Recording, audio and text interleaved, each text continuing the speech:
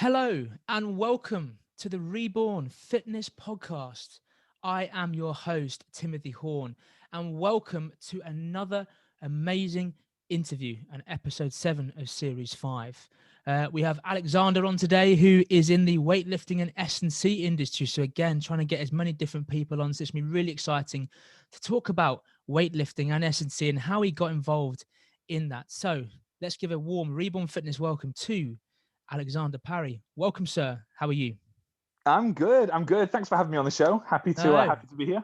thank you for coming on and giving your time up. I appreciate it very much. So first of all, just tell us who Alexander is, a little bit more about you yourself, please. That'd be awesome. Yeah, sure thing, man. So I am owner and head coach of Character Strength and Conditioning. So I specialize in delivering like coaching to strength and power athletes. I'm also a weightlifting coach and a tutor educator for British weightlifting. So I teach people how to do stuff like snatch, clean and jerk, squat heavy weights, deadlift heavy weights, all those cool things. That sounds awesome. And take us back to the beginning. Sort of how did you, what was your first taste of fitness and sport? Growing up, what did you play and what did you get involved in? Was weightlifting always from the get go, or was that sort of more towards as you started to get older in your life?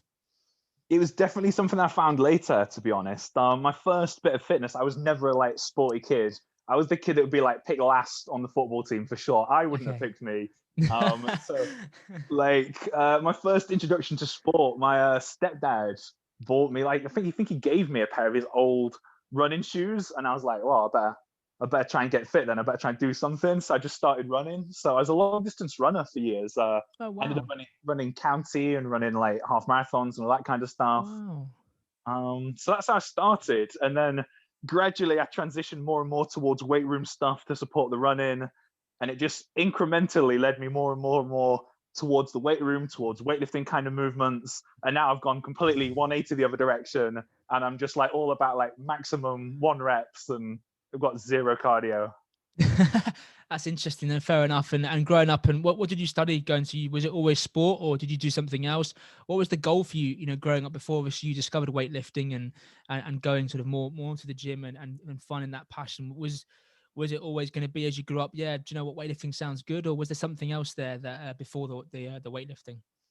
You know what? I've always been like work hard, graft towards something kind of person. But it wasn't always weightlifting. It wasn't always even sports at all. I did my undergrad in history and English Wow, because I'd worked really hard. I got my A levels in, and I got a scholarship to Oxford. So amazing! that was the course I got onto, Wow, and I applied mainly because it just was super competitive, and I was like, yeah, screw it, I'm going to try and get onto this thing. yeah, Uh, so yeah, my initial ambition was like to move into that kind of direction, like maybe into teaching or which is something I did for a year or two. okay, Um, but my passion in the background had always been like just like sports, and I'd enjoyed running and fitness all the time through doing this. I probably spent more time of my undergrad at my local like judo and jiu-jitsu club than I did actually studying for my undergrad. oh, okay. Um, but yeah, gradually, so it was never my original plan, if that makes sense. Oh, okay. And so, what age did you sort of really start finding that passion to actually start studying S&C and weightlifting as like a coach? Yeah, so I started, I guess, getting my coaching calls about end of 2013, start of 2014. Okay. I started with absolutely the basics, like the Okay. level 2 gym instructor, Okay. the Fine. little, Okay. Yeah. that kind of stuff.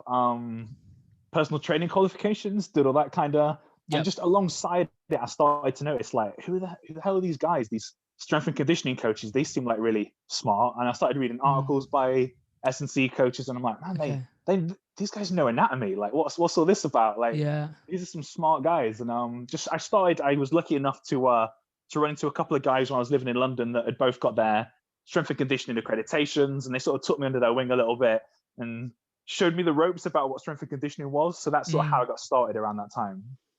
So you went from basically a very basic understanding, and then you obviously got lucky with surrounding yourself with people who are deep in the area. So you sort of basically taught yourself as you went on. Is that sort of accurate? 100% completely like Wow. applied as I went through it. So when I look back at what I thought I used to know about fitness, like back when I was training as a teenager, it like horrifies me now. And did you have any previous experience of doing like these major lifts, deadlifting, back squatting, clean and jerking, or were you a complete novice in a sense? Complete novice. The first time I stepped under a barbell, 20-kilo barbell, completely empty, it pinned me to the ground and someone had to rush over and lift it off me. That is how piss weak I was. It was ridiculous. Oh gosh. So you start to connect, in the world of S&C, and you start, reading about it, and you clearly the hunger and the passion starting to develop. Where did you go from there? Was it to go and get some gym floor training or some experience working with clients? Was it just studying the techniques of S&C? Where did you go next from there? Yeah, for sure. So like all the way through this, I was training clients. Since I got my level 2, I was, in the gym delivering your basic classes, your HIIT classes in gym. So I was always alongside all of this, I was coaching. When I got my level 3 PT, I was delivering PT sessions, at least as Mm, best as I could at the time. From there, the more qualifications I got, the more array of clients I took on. Probably at the start, it was a few basic clients, a few like, friends, family members, really simple sure. stuff. Yep. But as I grew, especially as I went through more and more internships, that really helped. 2017, I started an internship at Leeds Beckett. Uh, Okay. Head coach there is Dane Mitchell, who is super knowledgeable dude, and I learned an absolute ton from him. So I worked there about 2 years part time, just learning, picking more stuff up, and really just getting exposure Mm, to just as many different athletes as I could. So rugby athletes, hockey athletes. Trying to think, yeah, some footballers, some karate, some taekwondo folks. So yeah, just a huge bunch of people just getting more and more like time in the gym coaching. okay. Yeah, yeah, yeah. And what did you feel you learned from that time, being on that gym floor, and that journey up through, gaining knowledge and experience? What were your sort of top three things that you really learned and that have helped you almost today, that you still take with you today, if any? Oh, absolutely, yeah. Like one of the biggest things I learned is actually like when we all start in fitness, we think the program's everything, right? Like you craft these meticulous, beautiful programs and fitness Yeah, programs and weight yeah, loss programs, and everything's written out and planned for weeks and months at a time. yeah. Um, and what's the army phrase? Like, no plan survives contact with the enemy. Well, as soon as you can write the most beautiful strength and conditioning plan, and as soon as you get like a team of 30 rugby lads rock up, that plan just like goes to Is that the shit way? so quickly. Everyone's just excitable. Everyone wants to max Yeah, out and yeah, yeah. sort of throw their egos around a little bit. So you have to be super adaptable. Is probably one of my Okay. biggest things. Like, Yeah. by all means, have a plan, but be ready to change that sort of on the fly, depending on how that session's going. Yeah, no, fair enough. So you're gaining your experience, you're becoming more knowledgeable. You're working in those gyms, clients are different clients, different sports. So where was next for you after that? What was next for me after that? So I'm trying to think of the order of this one actually. When I finished my masters, I actually went straight into a head of strength and conditioning role at a gymnastics club, Okay. which was that was quite a big challenge. It's a boisterous club. You go from a gym that's fairly controlled to a gymnastics environment where you've got hundreds of kids running around. There's like Yeah. screaming. There's loud Yeah. music. Yeah. Your strength and conditioning space is like crammed in at the side of a couple of trampolines, and Oh gosh. you're like, okay, I've got 20 kids in a room about the size of my living room, and I've got equipment here, and they're all different ages, different levels, different abilities. Yep.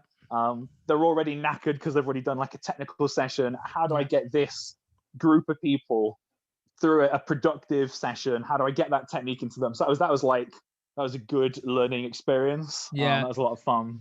And Uh, what was the reason behind doing such a variety of sports? I'm sure as you went on, you probably had better sports to program for and work on. But was it because you had no experience, you felt like you wanted to get all different types of sports just to boost your knowledge and just make you into like an almost an all-round, and just was it more knowledge based, hence why you did so many sports? 100%, yeah, Mm. 100%. Like, I think some people have that really big desire to be in one sport. So a lot of the guys that I studied with, like rugby is huge around Leeds, like Yep. rugby league and all that. Yep. So they're just like, let's hit the rugby, let's just focus on that. For Mm. me, I wanted the most well-rounded experience I could get. I wanted to work with just different varieties, different styles of athletes. Just interests me more having different challenges. Mm. So realistically, I'll go more for a role that seems interesting and challenging more than any particular sport. Yeah, that's interesting. Okay, no, I like that. That's really interesting. And as you were, developing your knowledge and experience, and starting to become familiar with the S&C world, what were some of the biggest challenges that you started to feel, and did any of them at all deter you from your mission that you were working on? I mean, there's a lot of challenges in S&C. I got to be honest, it's a competitive field. There's a lot of people vying for jobs, vying for positions, Mm, and strength and conditioning environments are dynamic. They're really dynamic. You've got a lot of different people with a lot of different opinions, whether that be head coaches, assistant coaches. You could have physiotherapists, sports psychologists, and everyone theoretically has the athlete's best wishes in mind, but they yeah, might have very different ideas, like how that transfers into what you do with the athletes or how you spend your time with them. So you've sure. got a lot of different people, a lot of different opinions that don't always mesh together. So Mm. that's a big obstacle that you've got to, I think, work to overcome if you want to sort of enter the industry. Yeah, yeah, no, that's fair enough. No, and with the biography that you sent me, you obviously spent some time working at universities. Um, which universities did you work at, and what roles did you have from those at those unis? Yeah, so I guess most recently I worked at University of Leeds. I was brought on in a contract to work with their performance rowing squads as well as some of their like individual athlete sessions, Okay. which was pretty cool. So their performance rowers, I think they trained, it was either 9 or 11 training sessions a week. So usually 2 hours a session. So they were training frequently. They got a big training load. Yeah. And it's like programming strength and conditioning sessions around that, thinking of how can we keep these guys fit and not get them mangled. So, Yeah. they've got a lot Yeah. of like pressure on their ribs, their Yeah. shoulders, their lower Yeah. back. They're taking a beating. So it's a lot of that was keeping them healthy, keeping them happy and functional. Yeah. And how was that getting the balance? Was that tough at times? Did you because I'm assuming you must have got it wrong at some times. And how did you bounce back from that and readjust that so you didn't get that wrong? Yeah, so I think probably by this point in my career, I'd probably had enough experience to know where that balance was and not overdo it. I probably started a little conservatively with them. Actually, had them doing a lot Okay. of like shoulder and lower back health type Yep. exercises, Yep. only pushing the volume when we needed to. Yep. But for sure, in the past, I've overdone that volume. Yeah. My like powerlifting and weightlifting clients will be the first to like admit that I've tried to bury them with volume before in the pursuit of like maximal strength gains. Yeah. Yeah. But I think with your strength athletes, your powerlifters, your weightlifters, because they don't have a sport alongside it. They don't have to sprint or run or chase the ball or throw or catch or do any of these complex skills. Yeah. You can just really attack them with the gym work. So if Yeah. anyone's going to get hit with a lot of work, it's going to be those guys. Yeah. So when you program for different sports, obviously you've done such a variety of different sports. Is there a similarity when you're planning a program, or is each sport actually quite very different, or can you cross over and use some exercises for different sports? Is there a crossover? Or is most sports that you do you have to program differently? You know what? It's a bit from column A and a bit from column B. Mm, So from the individualization standpoint, like we will absolutely like we'll go into a sport and we'll do like a needs analysis. So we'll look at what are the demands of yep. that sport, sort of biomechanically in terms of the energy systems they might need, and we'll break all of that down. So it'll be really based around that sport.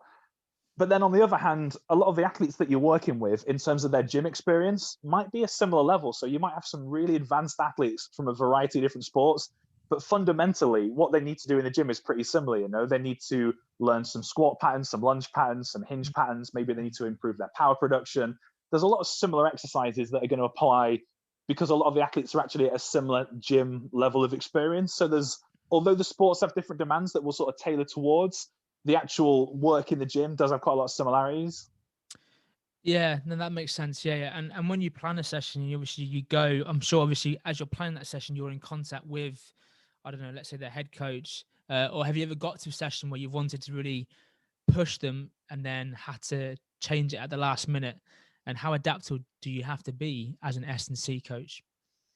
Oh, 100%. Like, I'll say of a good example here is I've once had like a heavy sort of posterior chain, so lower back, hamstring workout plan for the rugby guys, only to find out that the coach has planned a sprint session for them like an hour afterwards. Oh gosh. And you're like, not, and you're like, not a chance. Like, so I'm going to get these lads, I'm going to tire their hamstrings out, and I'm going to make them go and sprint. I'm going to have like the entire team with hamstring tears. Yeah, yeah. So suddenly that session became like an upper body focus session, just out of the blue. So you sort of, you have to be super adaptable depending on what the coach has in mind. Yeah, yeah, no, absolutely.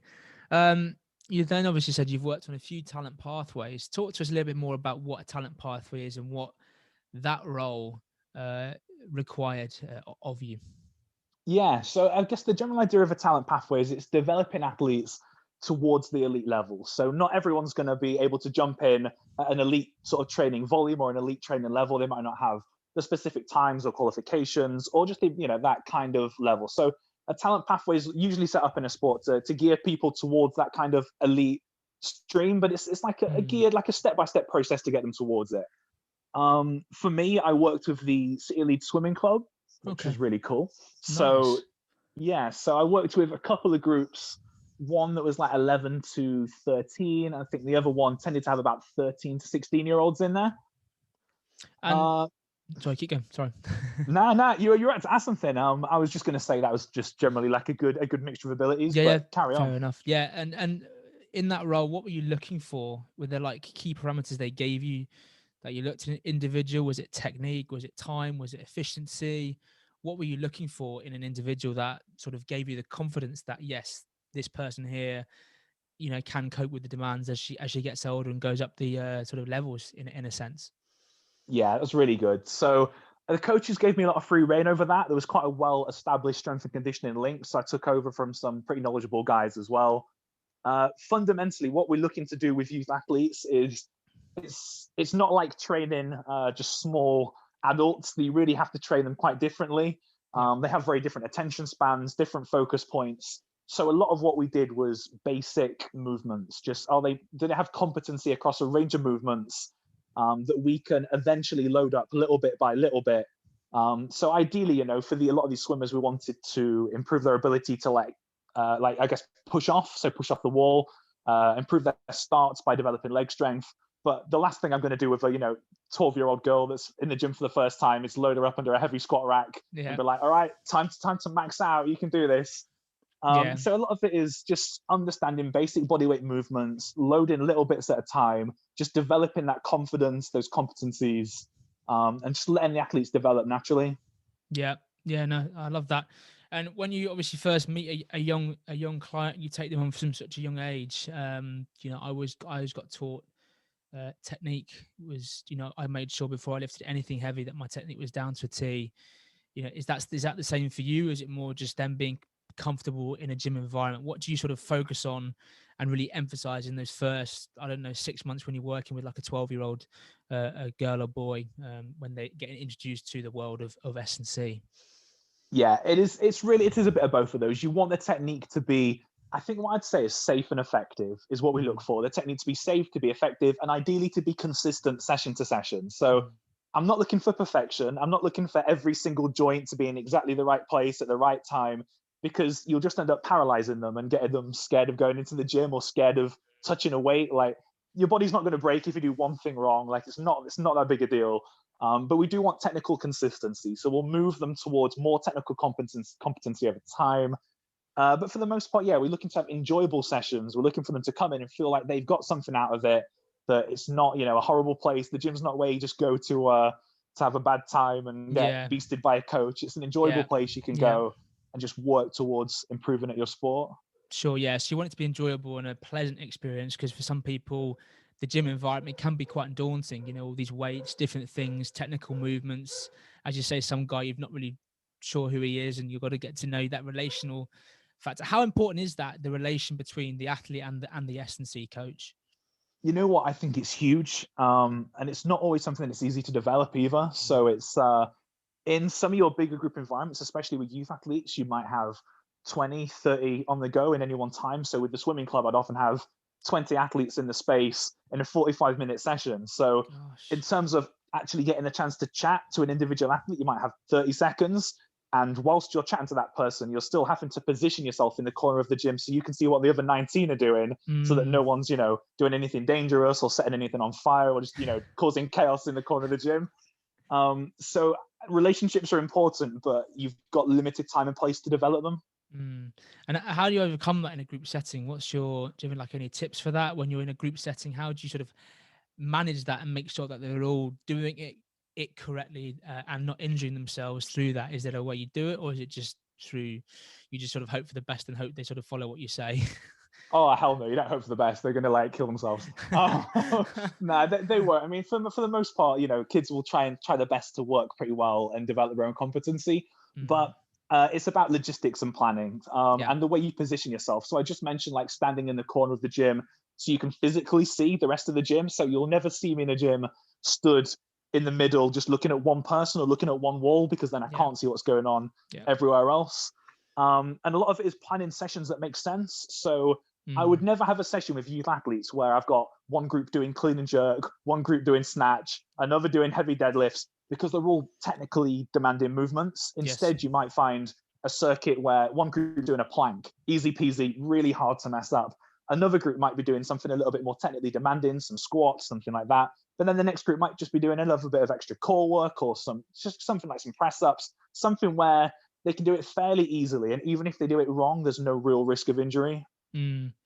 And in those group settings, is it more like a circuit type session where it's quite simple and where you can follow it, or as you say, you just have something not too complex but fits in with the theme of that week? For example, you might have a theme of the week. How do you usually do that? Is it usually like a circuit where they follow groups around and they do that exercise and they move on, or is it just not complex skills, basic, but it still fits in with what you're trying to achieve in that session? Yeah, it sort of depends a little bit on the group and the dynamic. I've had success Mm. using like a circuit type setup because Yep. it keeps the athletes working, especially with younger athletes. And when they're tired after their like Mm. technical session, you Yep. don't want to give them too much time to sit down and start to cool down and then feel Sure. sore. You want to Yeah. keep them moving, keep them going, so they're Yeah. not chatting too much anyway. With some of the older ones, the ones that are closer to that sort of 15, 16 kind of age, you can give them a little bit more free reign, especially if Mm. they're quite hard workers. I've often just given like a sheet out and said, look, okay, this is what I want you to do this session. As long as these exercises get done with these sort of Yep. sets and Yep. reps, I'm Yep. happy. Yep. So Yep. it depends on where the athlete's at, really. Yeah. Yeah. No. Oh, fair enough. No, interesting. And then obviously you managed to you've had some awesome experience. You've worked your way up to the point where you've worked with a few international athletes and elite squads. Talk about that and what that experience is like working with those type of athletes. Yeah. So you know what? My first experience of that was actually during my internship. Oh wow. Um, Okay. yeah, so I got the chance to work with a karate and a taekwondo athlete.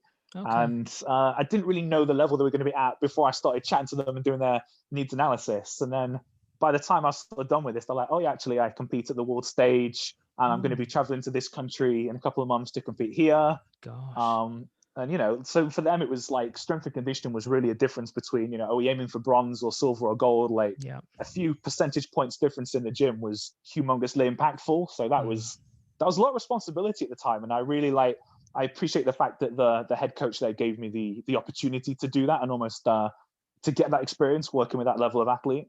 Yeah. And how was that when you obviously realized the magnitude of who you're working with? You'd never really had anything. You were still an intern. You probably still relatively. Uh, how did you overcome that mentally? Because there must have been a mental battle with yourself, probably thinking, "Am I good enough? Can I actually give this guy the right sessions?" How did you come and how did you process and get through that? And yeah. Yeah, it's definitely it's a big mixture of I've been somewhat terrified and somewhat excited. So for me, I love doing the research. The first thing I would have done is just get my head into books. So I started reading a lot about what does taekwondo look like, what does karate look like, watching hours of footage and just analyzing it. Okay, so how long does an average movement take? For an average strike, how long? Let's say they take a strike, maybe they punch or they kick. How many of those are they doing per minute? How Yep. many are they doing per round? What's their rest times? What energy systems are we talking? So I just geeked out hard on like everything that I need to know about this sport. I read pretty much, if there's a bit of literature on taekwondo or karate that I haven't read published in the last decade, I'd be super surprised. Yeah. Yeah. I went nuts on it. Oh, okay. And what do you feel the differences between coaching an elite athlete and coaching like a semi-pro rugby player or a 16-year-old swimmer who's like a national level? What's the big difference, the big standout thing, or is there not really too much of a gap? I think it depends on the person. Everyone's got a sort of different personality. I've found that some people, even at the recreational level, can be incredibly focused, incredibly diligent in the way that you would expect an elite athlete to be. I think the main difference, at least in some of the better athletes that I've coached, is their ability to consistently execute at a high level. So if I think back to some of the better gymnasts that I work with, some of the ones that were pushing towards like sort of world competitions, maybe some of the world taekwondo folks, they were just so diligent every single session about making sure that the small things got done really, really well. Yeah. It's almost hard to describe exactly. There's no major difference. It's just every little thing they just dial in and they focus so well on. Yeah. And and who else have you worked with on the elite stage? Was it just those taekwondo guys that you've worked with who are sort of the elite, or are you still working with currently? Are you working with anyone at that top top level? I'm not working with anyone at that top level now. I think, to be honest, COVID has put a lot of strength and conditioning on the lowdown for now, just because of the reality of trying to get groups of 20, 30 people in a gym and sanitize everything. It's not really happening for sort of COVID lockdown kind of times. But I am hoping to get back into the scene, get some more athletes under the wing, and get some real practical coaching done once lockdown kind of lifts. Yeah, and how has the COVID been for you, and how has it impacted you, and how have you still tried to make the most of such a negative situation? Yeah, so I mean, it does suck, doesn't it? From like for people like you and me that love being in the gym, that are like all about fitness and being healthy. It's difficult. What I've done is I've focused on a lot of like online coaching. So I've got a good group of online athletes that are getting all their programs delivered online. They're sort of submitting videos to me for technical feedback. So that's occupying a lot of my time, and that's what's keeping me interested. And alongside that, I'm just trying to build up my sort of weightlifting and strength and conditioning profile a little bit. So chatting to guys like you, hopping on podcasts, writing some more blogs and articles, keeping myself busy, Oh, I love it. That sounds awesome. And so obviously, hopefully this year things start to ease up and into 2022. What are you looking to try and achieve in the future? What does the future hold for you? Where are you looking to develop yourself? Are you looking to go into any new sports, going into any new levels, or are you just trying to focus on raising your profile and just keep building that client base and that sort of reputation type thing? I'm certainly going to be focusing a lot on the business, on raising that profile, on building up my client base of strength and power athletes in particularly. What you might see on the practical side of things is I want to try and set up some kind of weightlifting club around the Leeds region. Leeds is really lacking for a specific weightlifting club at the minute. So I'm at the minute trying to look for locations and for logistics, whether that's setting up a gym myself and getting some funding or financing there, or partnering with a university and seeing if I can get something in place. But that's going to be a big goal going into sort of 2021, 2022, seeing if I can get some kind of physical location set up where weightlifters can rock up and learn how to lift heavy weights safely with some good coaches.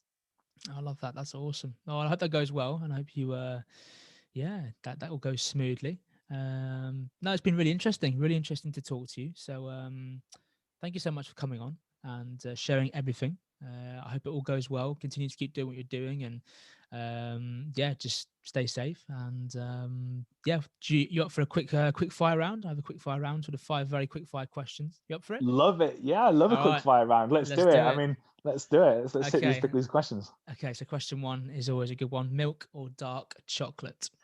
Dark chocolate. Yeah, I think any day. Dark chocolate's the obvious choice. I love it. Question number 2 is, if you could live in another decade or era, which one would it be? Can I pick like an era in the future where like the Olympics are just cybernetically enhanced mutants that run 100 meters in 2 seconds? Go for it.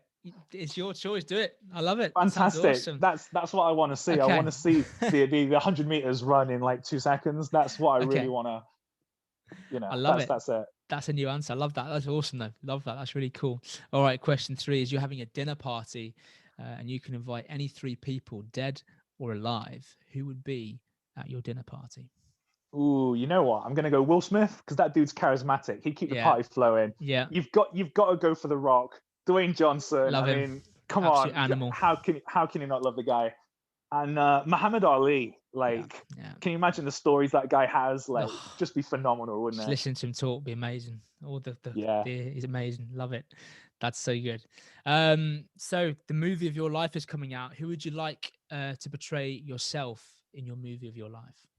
Well, I think obviously you'd love it to be Brad Pitt, wouldn't you? But I think it's going to be more like Will Ferrell or someone. Yeah. It's you just got to be realistic about it. I love that. I love that. That's a good answer. I love that. What are your current favorite TV shows, past or present? What's on the Netflix or the Amazon Prime at the moment? Ooh, well, you know what? Actually, I just got a message from my brother this morning telling me that Brooklyn Nine-Nine is going to be hitting Netflix again Oh, come okay. March. Okay. So it's one of my favorite shows at the minute. I'm probably going to be binging a ton of that again pretty Okay. soon. I like that. Awesome. And the last one is, what are your top 3 songs on your Spotify or Apple Music playlist at the moment? Oh, my like Spotify playlist is an absolute mess. So it tends to be get a little bit of Jay-Z in there. Okay. But then I've also been like smashing a lot of hard rock because I'm doing some Okay. heavy squats at the Yeah. minute. Yeah. So what have I been? I've been listening to the Doom Eternal soundtrack, which is Okay. just disgustingly aggressive industrial kind of metal, but really gets the job done, when you've got to like Yeah. unrack a heavy set of squats and get it done I in your love it. kitchen. I So love it. yeah, that seems I to be love it. getting the job done. Oh, that's awesome. I love it. That's really good. Well, thank you very much for coming on, Alex. I really appreciate it. Giving up your time and sharing everything, and just continue to keep doing what you're doing. And I hope it goes well. Is there any social media we can follow you on or keep up to date with you? Yeah, sure thing. So you can find me on Instagram, character_strength. You can also check out my website, which is characterstrength.co.uk. So it's all fairly consistent in terms of the Like it. name. I'm sure you can find me on one of those places. Love it. Brilliant.